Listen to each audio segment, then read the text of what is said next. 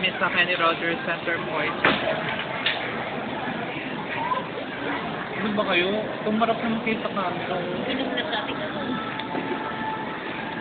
Anyway, Ignore kung saan sa ito si Lenny. Yan. No. Ito naman si Karen. Gutom na gutom siya. Hindi naman obvious.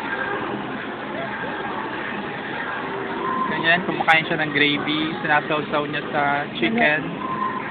English kasi international. Ayan. Kasi ako makain sa nag-review, sila ako ito nititikin. Ito ang Kenny Rogers Bean God. Anyway, pagtingin doon sa labas, yun yung National Bookstore.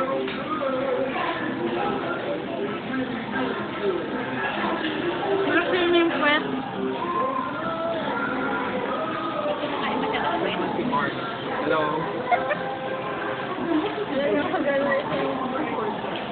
Okay, yun lang.